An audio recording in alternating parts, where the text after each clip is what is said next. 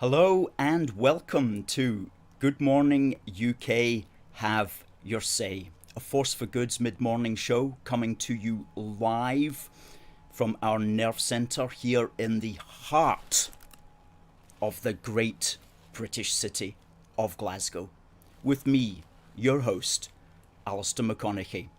And this is the show where we're British, we love the United Kingdom, and we want to stay together.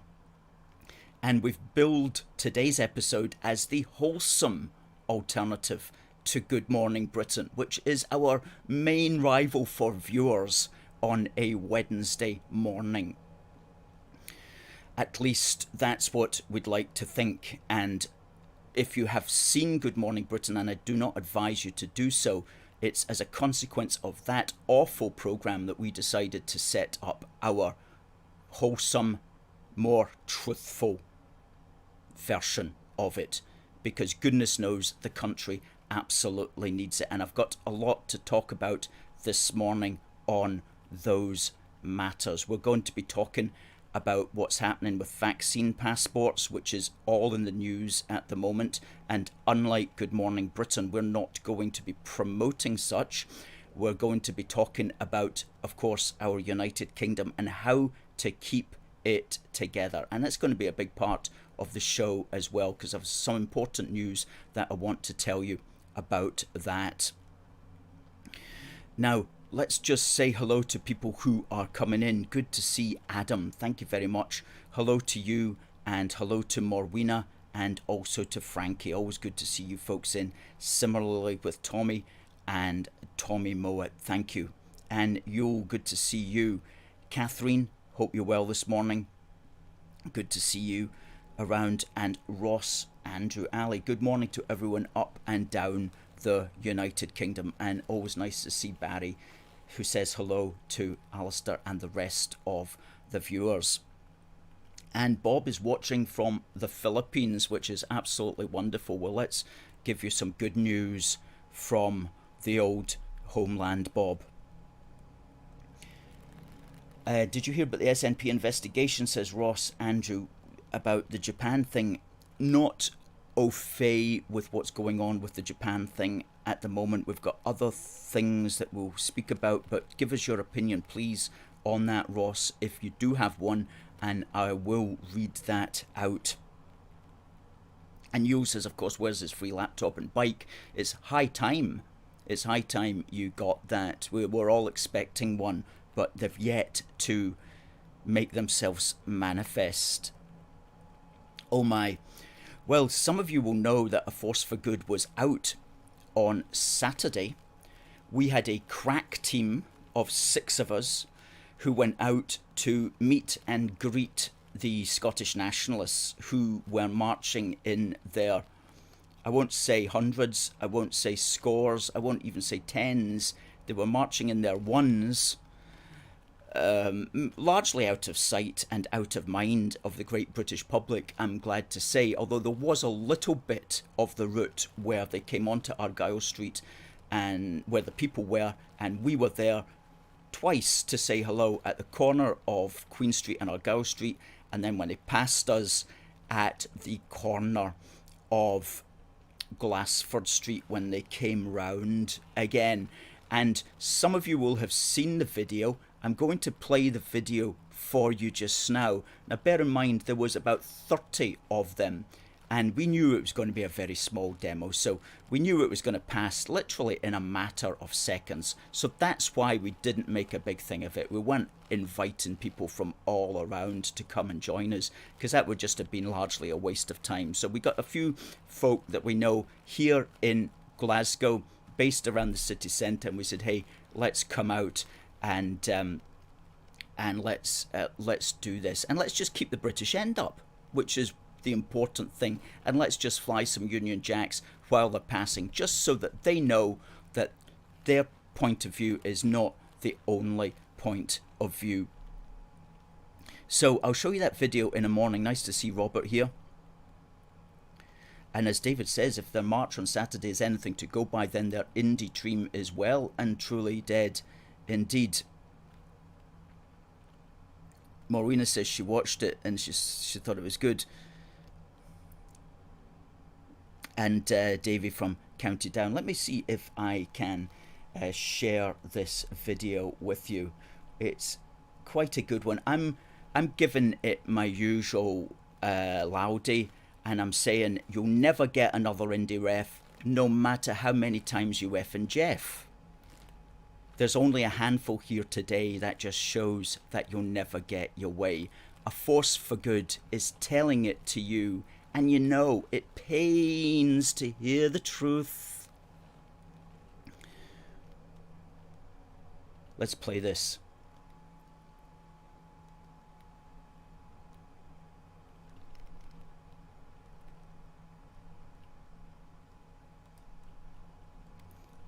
Bring it up onto stream. Let's make it big and let's play it. You'll never get the number into her, no matter how much you adventure, no matter how much you adventure, you'll never get the number into her. There's only a handful you can play, just to show that you'll never get your way. There's only a handful here today, that shows that you'll never get your way. Oh, for goodness, now it is to you. How you know it takes to hear the truth. How you know it takes to hear the truth. Oh, for goodness, now it is to you. Thank you. You'll never get to. Yeah. So that was the Scottish Nationalist March. I hope you didn't blink and miss it. And there was 30 there, including somebody who wants to be me. You'll have noticed him dancing around there with a Union Jack t-shirt on. All good fun at the end of the day. I certainly don't mind that. But that's had quite a few thousand views already on our new TikTok page and on our Instagram page and on Facebook and YouTube. And it's good just to do that and just to keep the flag flying, as it were. And whenever they do something, we do something, you know, if it's appropriate for us to do. We've got another video of that incident, of that event, which we'll put on our TikTok later this afternoon, and that's a video from the other end of Argyle Street when they came round and when they passed us again. So that was some good activism out on the streets, just standing up for the United Kingdom there. And something that's very interesting is I was watching their live feed, because they did a live feed as well, and I noticed that just as they came over the Clyde Arc, I noticed that there was what looked like a builder. He had his yellow vest and a helmet on, and he was holding a Union Jack, and you just glimpsed him in the corner of their live feed. So what I did was I just screenshotted that and I put it up on our Facebook page, and it got over 1,100 likes. And I'll just share that picture with you. And what this says to me is people really liked the idea of simply somebody see, it's a very, very small picture, sorry about that, but that's the best I can do. But see that chap, see the Union Jack there, that picture, and it's just a blurry picture from a live feed, got over 1,100 views and reached 1,100 likes and reached over 18,000 people. So what that says is people like to see that sort of individual initiative, you know, and anybody can do it. And that was just one chap there with a Union Jack, and if I had not spotted him there on the live feed, very few people would have known that he had even done that. So another lesson is, if you're going to do something, always have somebody who can take a photograph of you and put it up on Twitter or Facebook, or send it to somebody such as ourselves who can use it and get it out to potentially millions of people. And somebody else pointed out that they keep a Union Jack in their car for rapid deployment. So if they ever see a point where they should be pulling it out and waving it, then they've got it already in the glove compartment. And so that just shows the importance of having your Union Jack ready to hand, such as this right here. And we actually sell this. These are custom made Union Jacks that we have, that you'll get in our shop. And they've got an open hem, so you can actually put a cane or a stick or whatever into the open hem and tie it with that little tie. So these are quality Union Jacks, and they're only $3.99 including postage from our shop. But every patriot should have at least one, if not two, one to keep in your car for rapid deployment. So that's the wee lesson there.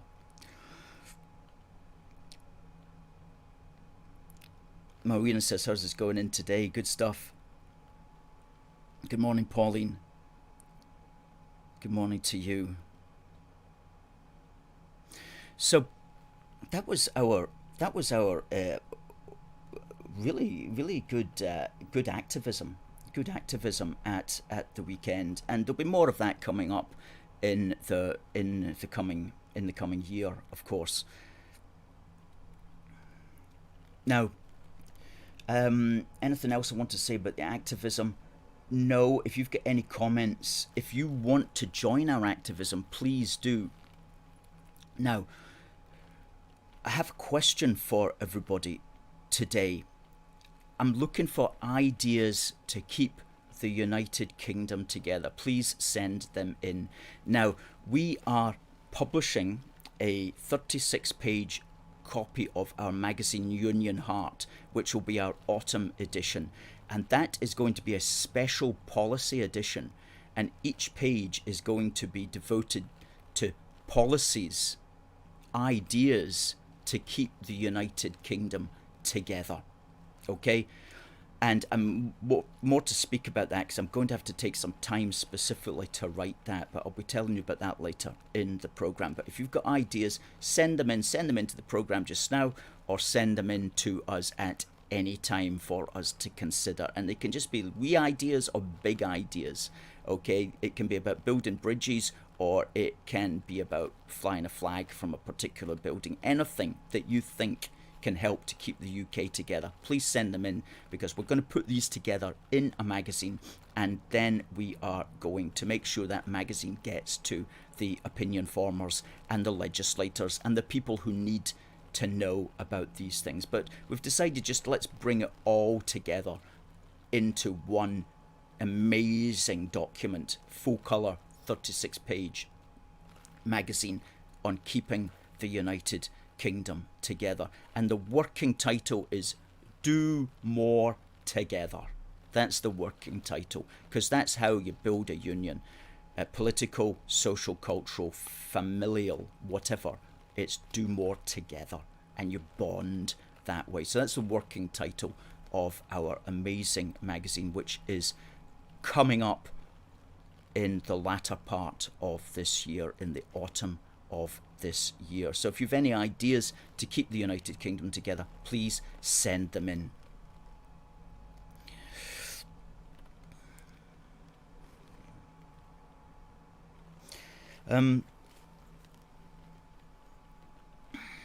Well, Jonathan talks there about the idea of a TeamGB football team. There's a women's football team, but not a men's football team.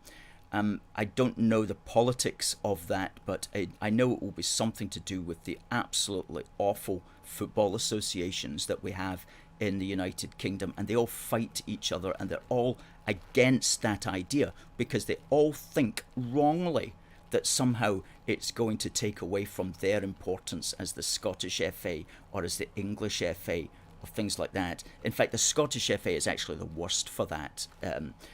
They're the worst for that. because they think it's somehow going to mean that there'll never be a Team Scotland anymore. It'll just be TeamGB. What ignorance, what utter arrogant ignorance of these fools who run the SFA. Of course it's not going to be that. It's just a TeamGB for the purposes of the Olympics, but these football associations are far too up themselves to be able to widen the idea out into a pan-British. Thankfully, the women's football team doesn't have that stupid mentality. That's the reason for that, Jonathan. And of course, buying British produce whenever we can. Absolutely. That's something that everybody can do, Tommy.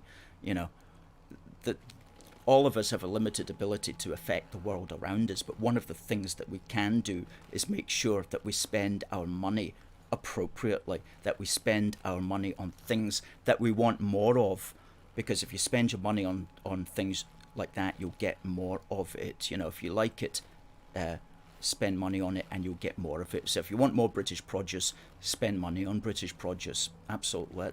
That's a very simple one, but it's something that we can all do. All right. Hi, Arnie. Jonathan says, yeah, I think we're right there, unless there's another reason that's escaped us, Jonathan.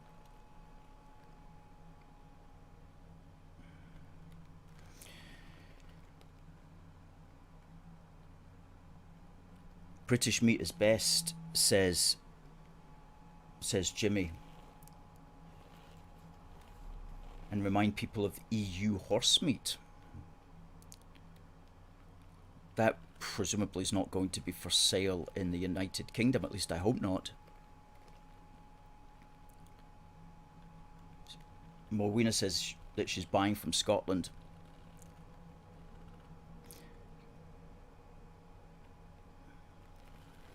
Well, Adam says there, and I'll just answer this quickly.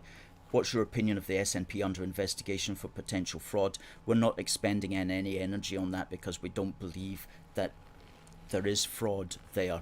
What they'll have done is they'll have spent that £600,000, and but they will, and that will have been written somehow into the contract, as it were, when people gave them that money for a referendum campaign. So I don't see anything coming of that. It's not something that we're going to expend any energy on. Pretty certain there won't have been that degree of fraud. We might be proved wrong on that, but I think that's just creative accounting, which is not going to be proven to be illegal. But just talking on the matter of the Scottish National Party at the moment, I read an article that appeared in the Daily Telegraph this week, and written by a sensible chap called James Melville. And well, it was actually about 10 days ago, 11th of July, and he was talking about how he would be cheering on England. He's a Scot who's cheering on England. Fantastic, as, of course, if you're British, it's a natural thing to want to do. But then he dropped a bomb on us here, and he said that he supported Scottish independence, which we didn't, which we were certainly disappointed to hear. And then he tells us that, in fact, he lives in England now and he's made England his home. And that then began to make some kind of sense to us, because there are a certain number of Scots who live in the rest of the United Kingdom who have sort of, how shall I say this, got a romantic view of Scotland that now that they're away from it. And so they're not actually living in it and knowing what it's going through and knowing the dangers of what separation would bring. In their living in England, they imagine that it's somehow going to be rosy. And this is what just kind of irritated me about his reason for it. And I'm just going to tell him why he's wrong. He said, Britain, inverted commas, in my mind, should be a social and cultural phenomenon rather than a political unit. Well, we've heard that argument, of course, since we started to do this all these almost 10 years ago now. And our point is that the social and cultural elements of Britishness depend upon political connections. You take away the political connection and the social and cultural elements of Britishness and of Britain will no longer exist. Okay? And we always use the example, if you don't believe us, try going to the Republic of Ireland and flying a Union Jack and see how much your Britishness gets you there. Okay? It's not going to work for you. So if you break down the British political unit, the social and cultural connections start to collapse as well. The social and cultural connections follow from Britain being a political unit. And we wrote an article on that about the social and cultural bonds flowing from the political unit, and we'll put that article up in the comments right now. But so if that was his reason, it's just an airy-fairy reason that's not based upon a proper understanding of the political reality. Social and cultural Britishness flows from the fact that we are politically connected in some way. It's not the other way around. And you take away the political connections, and the social and cultural bonds will start to fray, and the shutters, as we always say, will come down. Okay, so Mr. Melville, you write some good stuff on Twitter, especially regarding the COVID carry-on, but I'm afraid you're a wee bit off the mark on that particular matter. Now,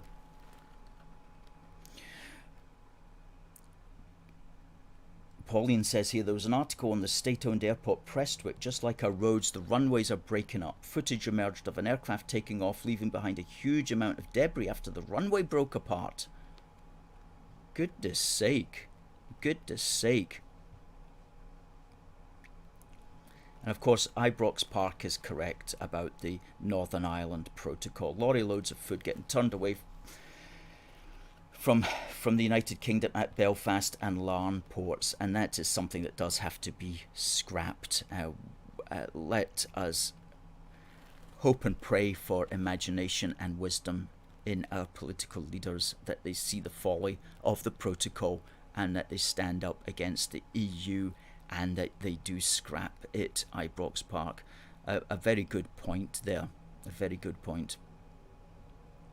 But you know, it's been a concern ever since John Major's government said that. Remember that horrible phrase he came up with? I've got it over here. Hang on. What was it he said? He said that Westminster had no, quote, selfish strategic or economic interest in Northern Ireland, which was just a terrible, terrible thing that he said. And of course that was to appease the IRA. And in many ways the British government has been working from that, which is not a unionist position at all. It's not in any way connected with anything or anybody who believes in the concept of the union. That just goes to show the extent to which many of the politicians back then at Westminster just had no thought for the union, no thought on how to keep it together, no thought even of what it was. They were just, they weren't operating from any kind of British political ideology. They were just time servers who had somehow got into the establishment and had no regard for any kind of ideology of Britishness or ideology of union. Oh my goodness me, that's just terrible when you think about that. And even Margaret Thatcher, whatever you think about her, some of her comments on the union were a bit iffy as well, not from a strong unionist position. Certainly not one that we would recognise as unionist today. Anyway, enough of that. Hopefully our political class today is coming to understand the importance of unionist ideology in a way that back in Major's day there was no conception of.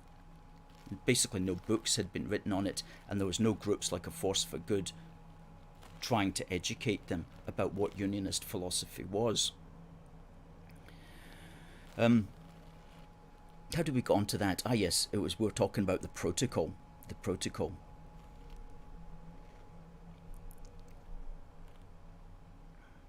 Bill says they're trying it on with Gibraltar as well. Is that the European Union, Bill? Hey, good morning, June. What's the time? Let's talk about on this day in British history. Now, it's the top of the hour when we have our competition. Now, I'm going to talk about a couple of things that happened on this day in British history, and then I'll ask a question. And please do send in your answers, and send in your answers to our email.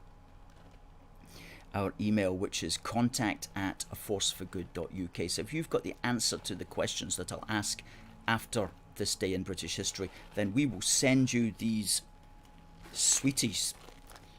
Finest British mixed fruit sweets by Simpkins. Okay, that's the prize today, going to the first person who answers the question correctly at contact@aforceforgood.uk. And please do, if you've never done it before, all you have to do is send in your answer to that email, and you could very much be in a chance of winning some sweeties. What could be better than that? Hey, what could be better than that? So, on this day in British history, a man passed away who was, of course, a legend. On the 21st of July, 1796, Robert Burns died. He passed away in Dumfries, and he was buried with full military honours on the 25th of July in St Michael's Churchyard in Dumfries. And his corpse was clothed in the uniform of the Royal Dumfries Volunteers, hence the full military honours at his funeral. Not many people know that he served in the Royal Dumfries Volunteers. And indeed, he wrote a very patriotically British poem called The Dumfries Volunteers. And let me just bring up that poem, because it's really quite brilliant.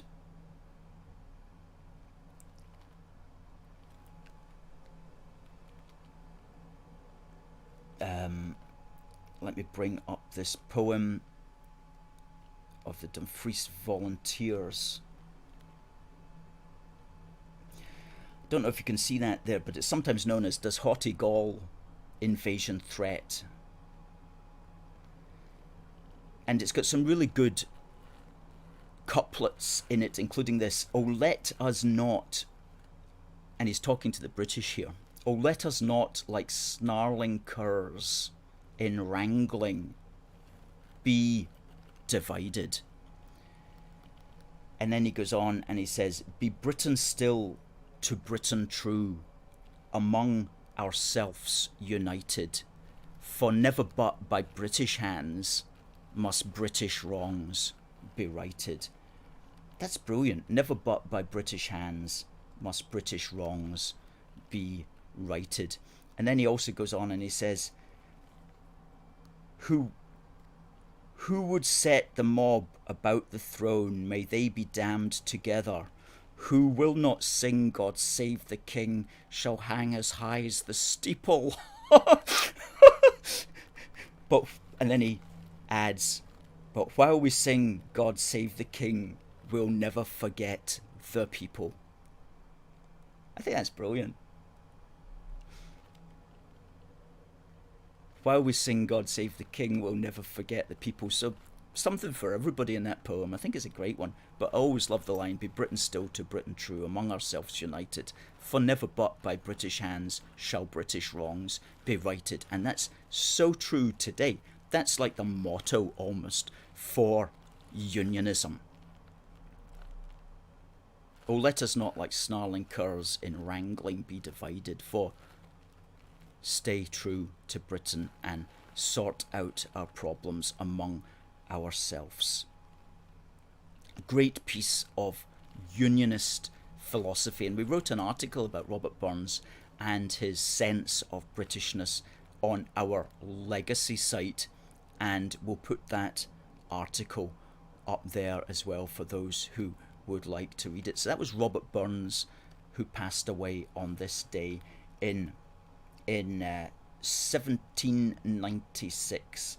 Also on this day, 21st of July 1982, the flagship of the British Task Force made her victorious return to Portsmouth after the Falklands War, and that was HMS Hermes returned to Portsmouth, to much acclaim.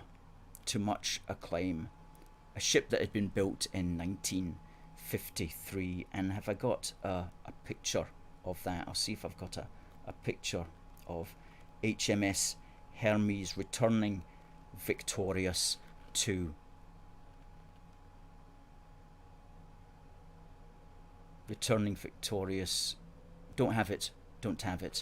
don't have it there. Hang on, I might have it.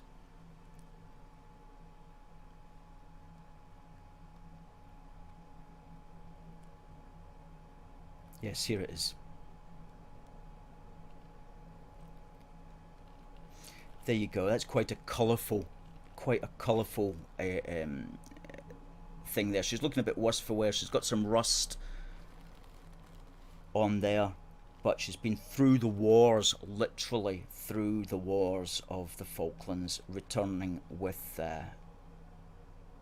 soldiers, sailors and airmen on there. That was also today.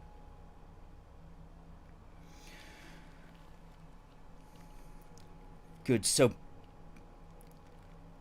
folks, I'm going to ask a question here, and I'll give you the winner at the bottom of the hour. If you haven't done this competition before, all you need to do is send your email with the answer to that address, contact@aforceforgood.uk, and you could be in with a chance of winning these. So the question is, on this day in 1796, which famous British poet passed away?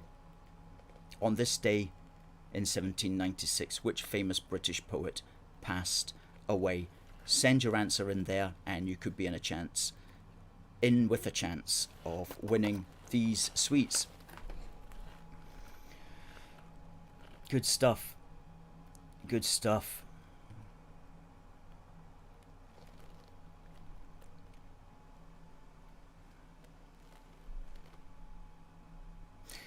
Pauline says, have you got a picture of the two ferries returning? Well, indeed, I don't think we'll ever get a picture of those returning. And Tommy says, lest we forget, indeed. Well, I remember the Falklands War very clearly. It was such an unusual thing. So it seemed anyway at that time. And I know one or two people who actually fought in the Falklands. Pauline says, can the RF do more for the Union? Pauline, I'm afraid you're going to have to tell me what RF means. But I hope that they can.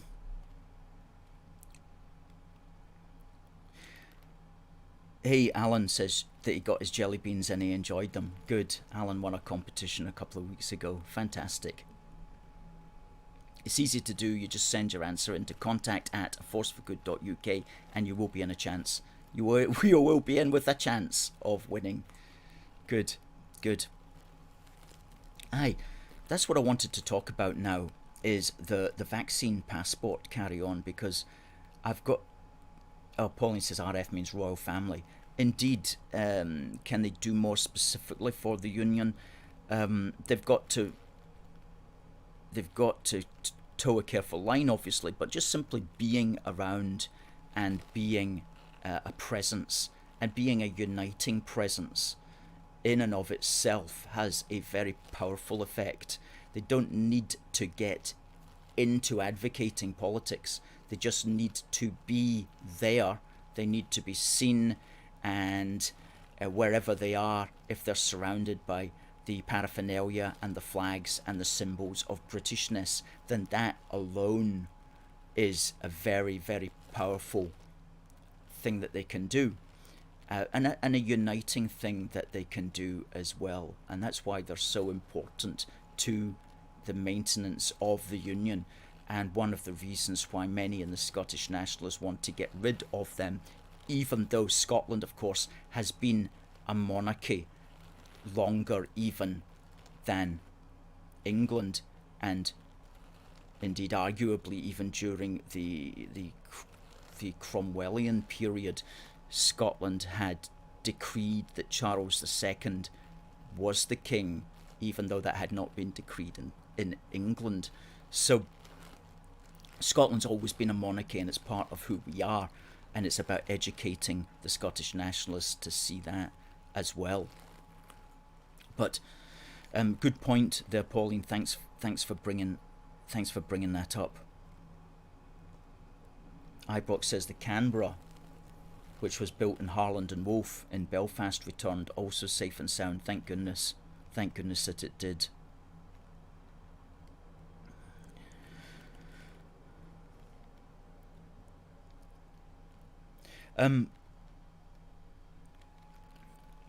That's about Charles II. Yeah, not many people know that.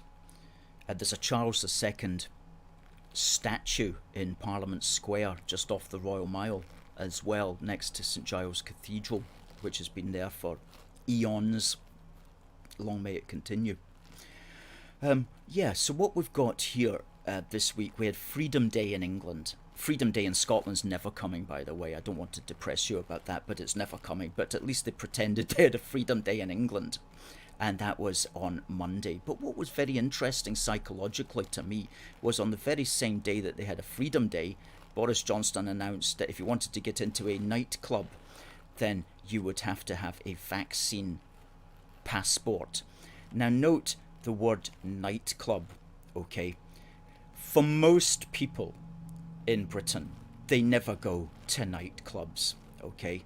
So most people don't care, unfortunately, that you have to get a vaccine passport to get into a nightclub that 18-year-olds to whatever age are going to be at, because they're not doing that. Most people don't care about that. So unfortunately, they probably will have no sympathy one way or the other. So he said that in order that most people wouldn't have any sympathy in the first place. But he also said that word nightclub in order to direct attention towards that cohort, that age group that do go to nightclubs, because for some twisted reason, the Western world's population want to vaccinate everybody for a disease that has a 99.7% chance of recovery from, and which is not dangerous to people under the age of 50 unless they have serious pre-existing conditions. Okay, so he said that word nightclub so that most people would switch off. Oh, I don't go to a nightclub anyway, why should I care? And he also said the word nightclub in order specifically to direct his message to those people who do go, which is your 18-year-old plus cohort. But don't think that's not going to be extended out, because he also put in other crowded venues. Now, what is a crowded venue these days? That could be a restaurant, that could be a pub, that could be your local social club, that could be a football game, obviously, any kind of sports activity, that could be a church service, anything like that. These are all just potentially crowded places. And so he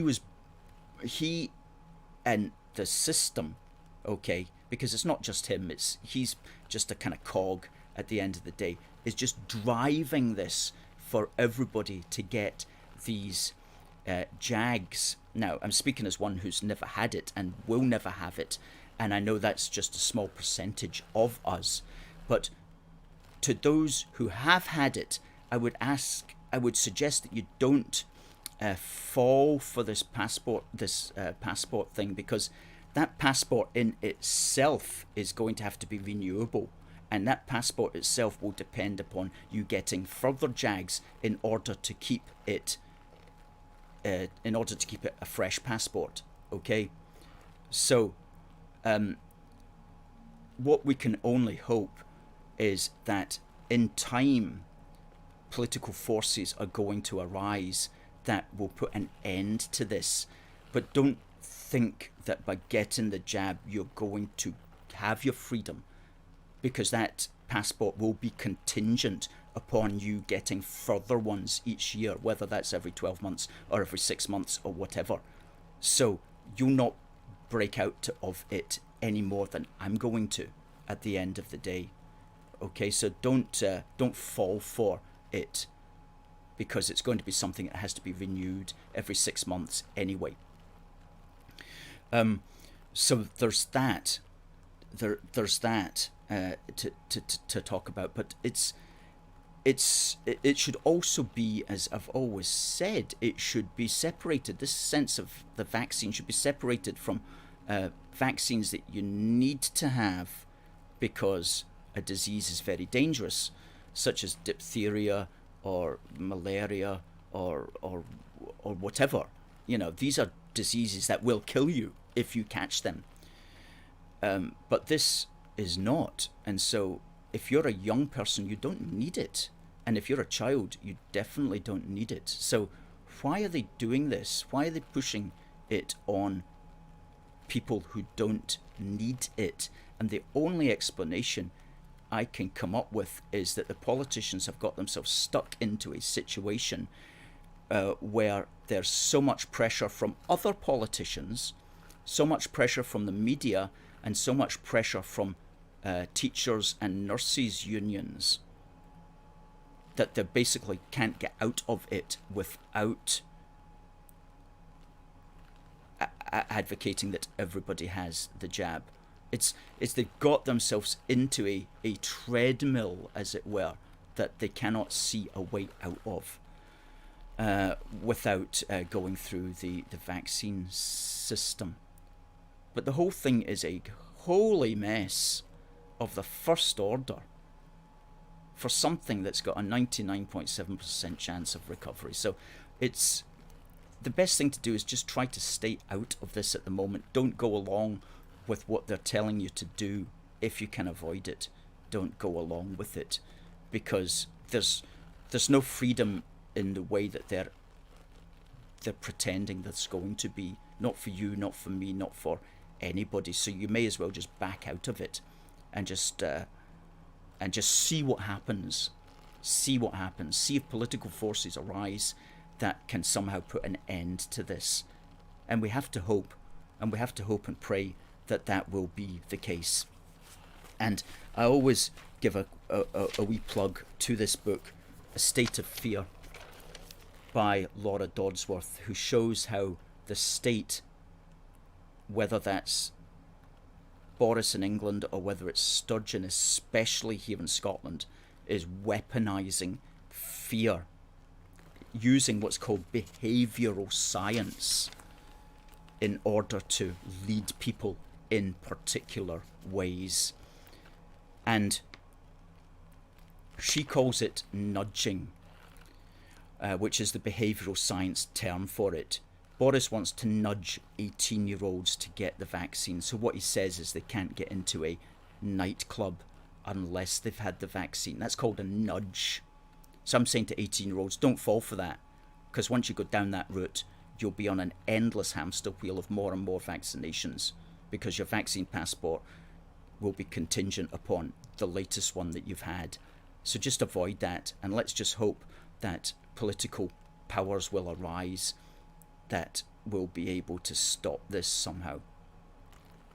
Because there's no end to what Boris is advocating, and there's no end to constant lockdowns, because all the words have been redefined and misdefined. the language that is used is a language of perpetual lockdown, because they're testing more and more healthy people.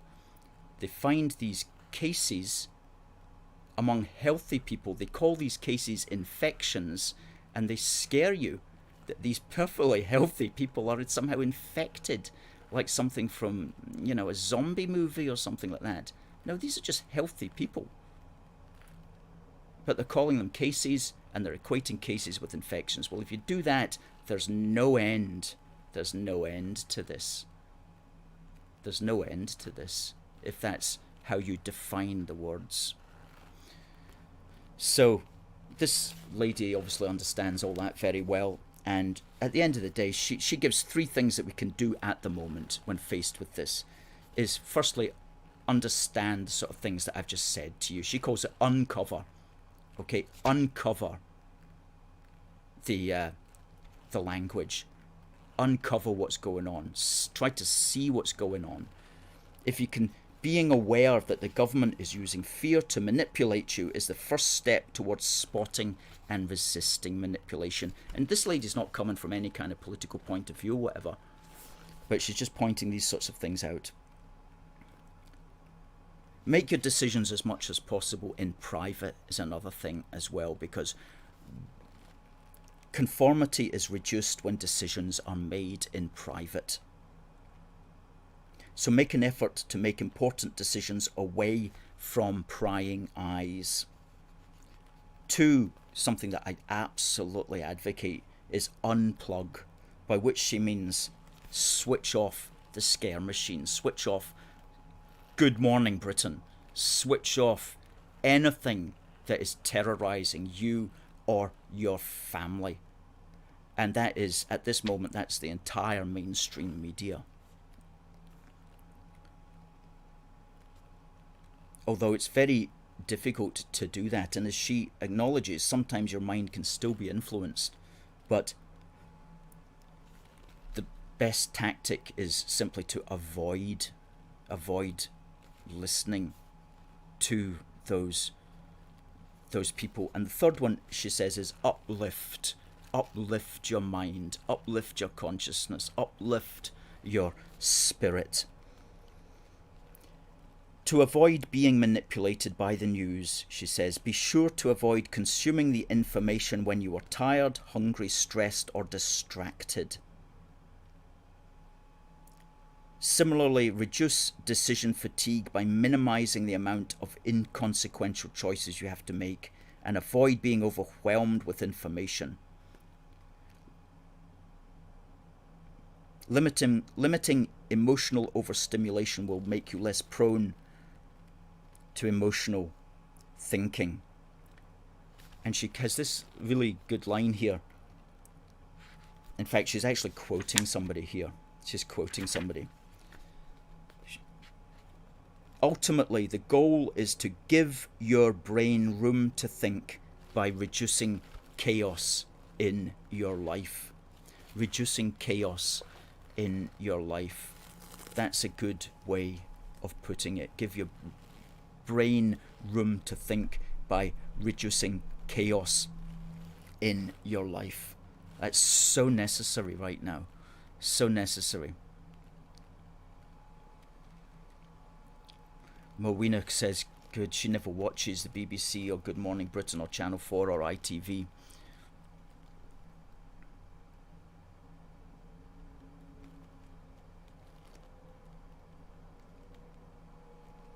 The flu has suddenly disappeared in amongst this COVID. It certainly seems like that. Ibrox Park, the mainstream media is the virus.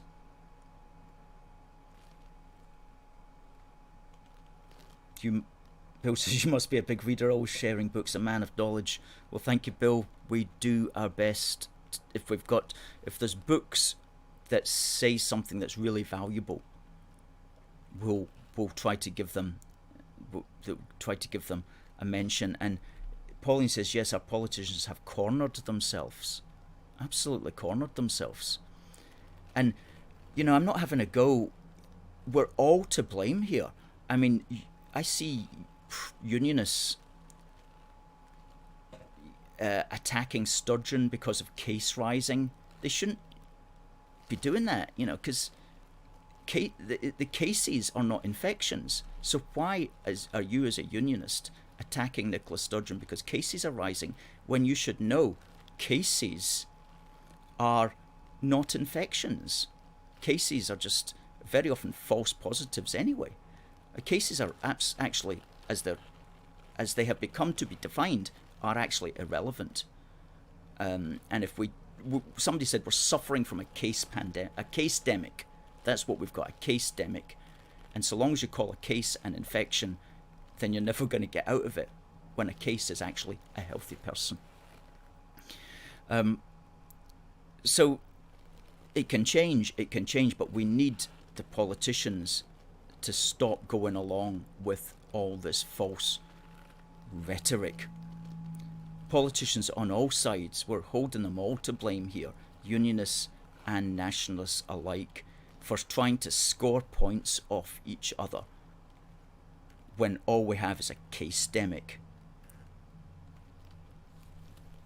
Oh. Although things might be changing. I noticed this now yesterday in the Times. They had an article. Do you have mask mouth? Big article in the Times about the dangers of wearing a mask.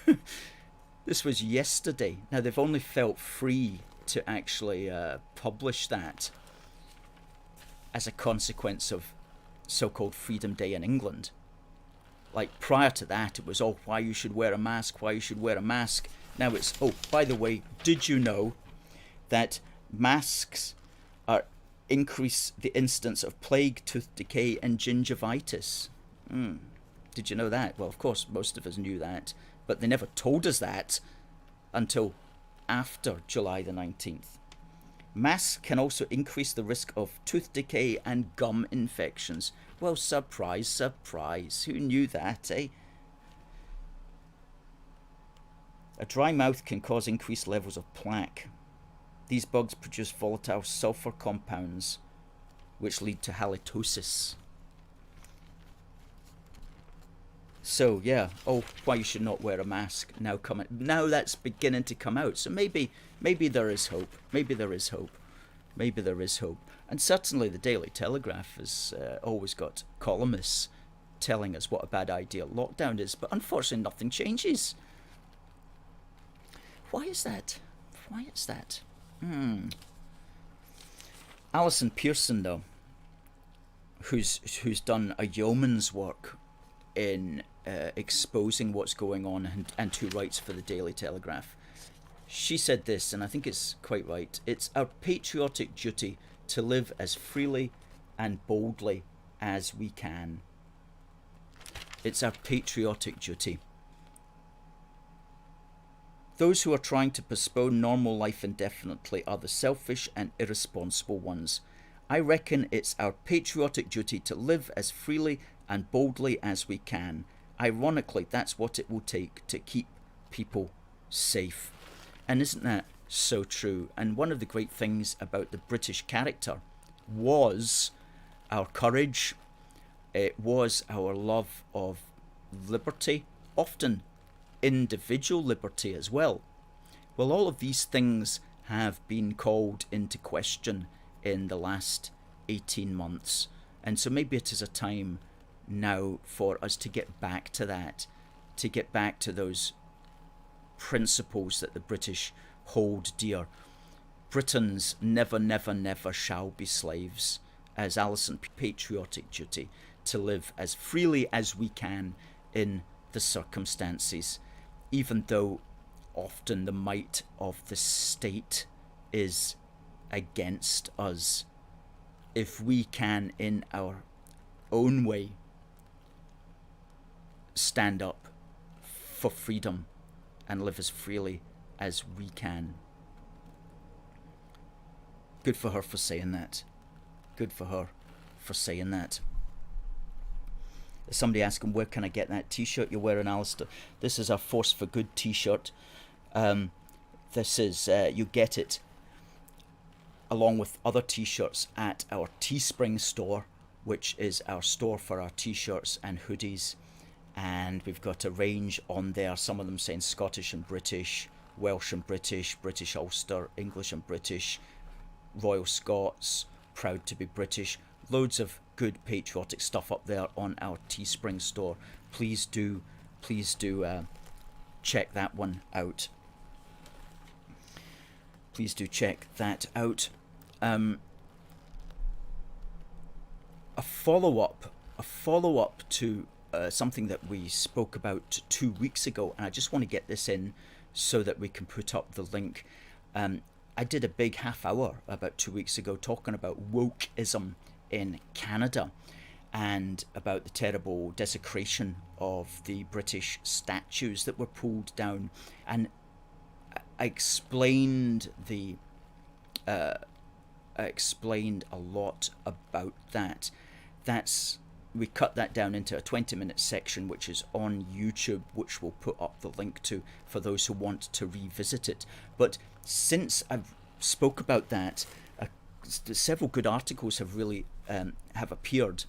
One of them, which I'll put up on our Facebook page tonight. Canada is the world's first woke nation. We'll put that up on our Facebook page tonight, and that explains very briefly how Canada has come to the situation that it was in. And he traces it from when Canada essentially left the British Empire in the 1950s, and the Britishness of Canada fell behind to a new identity, a new sort of multicultural identity that was probably promoted largely, although he doesn't say this here, but by the French Canadian side of things, especially the left Liberal Prime Minister Pierre Trudeau, who enshrined the so-called Multiculturalism Act into law in 1971. And this chap, Eric Kaufman, who's writing in the Sunday Telegraph, basically traces Canada's modern politically correct ills to that defining moment, and I'm no doubt he's correct in that. And then another article which we'll put up just now, which we've got the link to, is 6 things the media got wrong about the graves found near residential schools. And this is a tremendous expose of the lies, actually, and misrepresentations of the mainstream media. Because when I was hearing about all these so-called mass graves being discovered, I thought to myself, there's something fishy going on here. And in fact, this article explains the six things at least which are very fishy about the stories, and how in fact they were misrepresented, and how in many cases these were simply cemeteries that had fallen into disrepair, and that they were unmarked because the wooden crosses, which was the local way that the local culture remembered them, the wooden crosses had in fact just rotted, and hence the graves were unmarked. All of that's in here, a really good expose. We'll put the link up to that as well.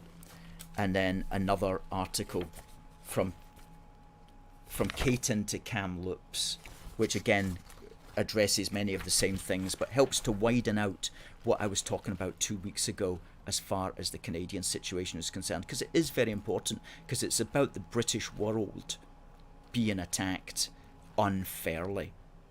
And so, we're concerned here about the British Union, but we're also concerned about the British world, of which Canada is still a part, thank God. And long may she remain so. Please do share this video, folks. If you can, please retweet it. If you retweet us with a positive comment, then we can retweet you to 26,000 people.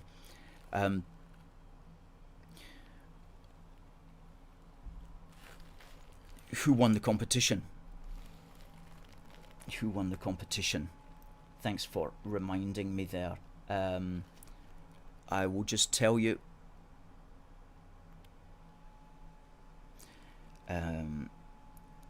need to bring it up, and we shall have a look to see who won.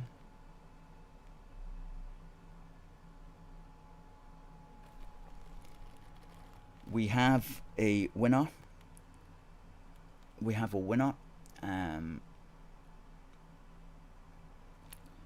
Let me just tell you who it was. The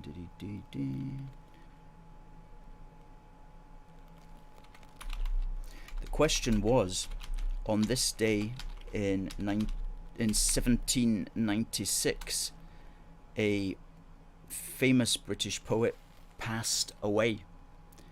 In Dumfries, what was his name? And of course it was Robert Burns, and Thomas Scott got the right answer. So well done you, sir. And this tin of sweets will be winging its way to you this afternoon. If we don't have your address already, could you just please send your address again to that email, and that will help, and we'll make sure this gets in the post to you today. So thanks very much for playing, Thomas. A worthy winner, I might add, a worthy winner.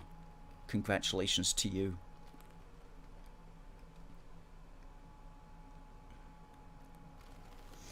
Tommy says, congratulations, Thomas. Morwina says, well done. Good for you. Alan, well done, Thomas. Frankie, congratulations, Tommy Scott, well done. Pauline says, can you send us some sweeties? Good.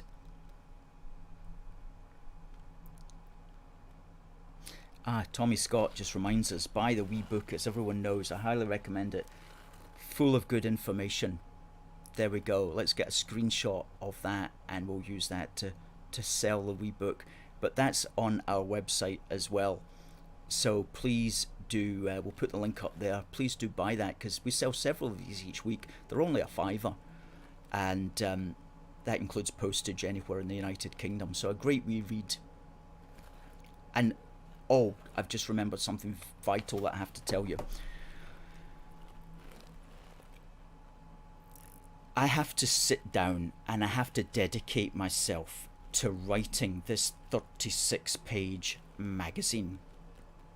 Okay, it has to come out by the end of the summer, beginning of autumn, and it's quite a big task. It's going to be called Do More Together, and it's going to be a 36-page magazine about policies to keep the UK together. Now, in order to write that, I need a 3-week stretch where I can sit down and do that.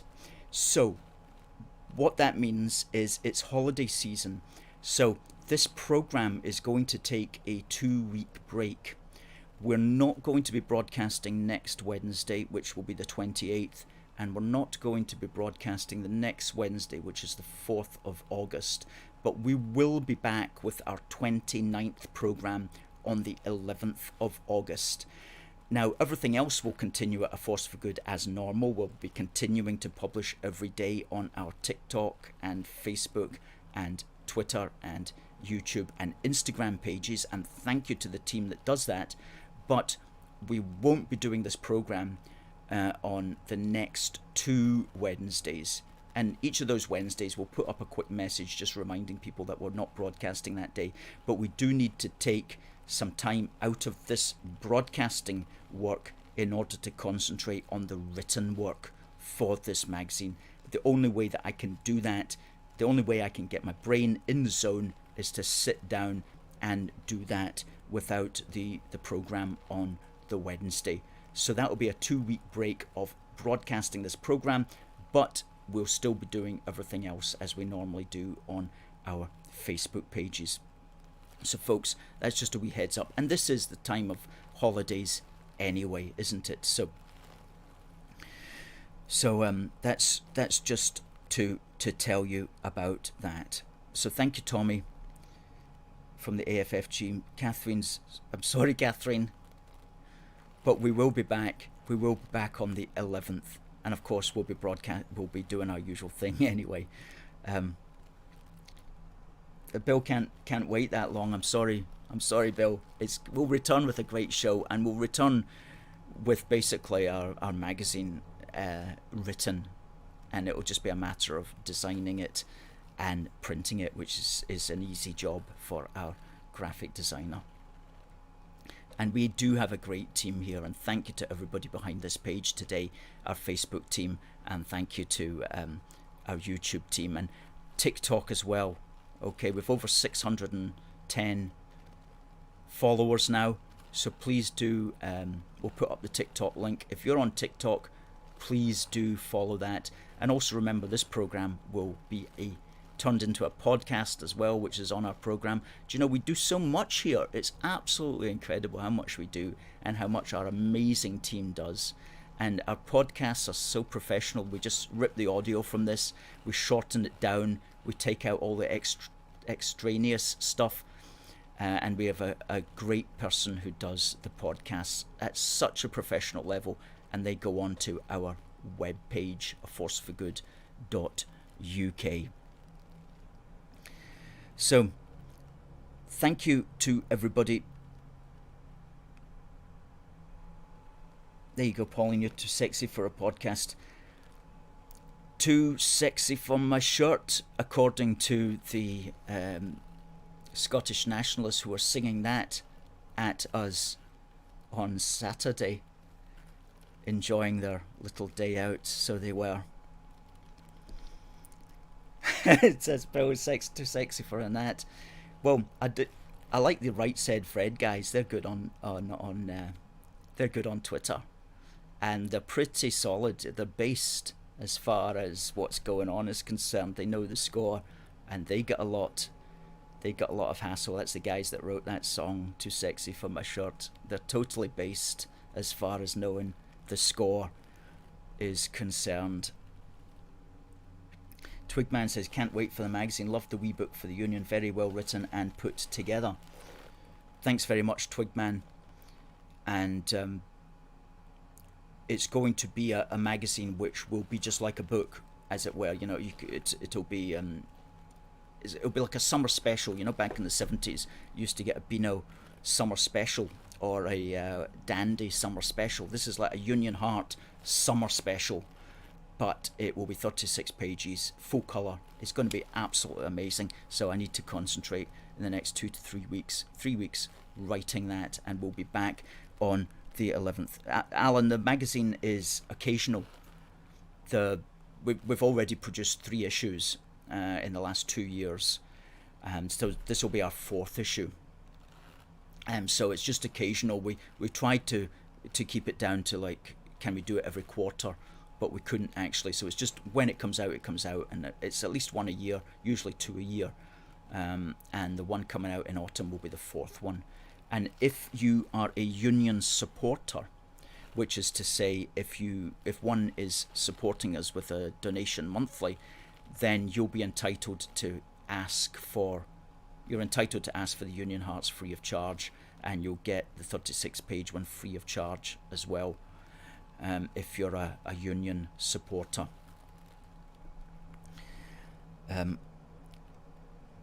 Paul says, I wish I'm sure Hong Kongers wish they were still British too.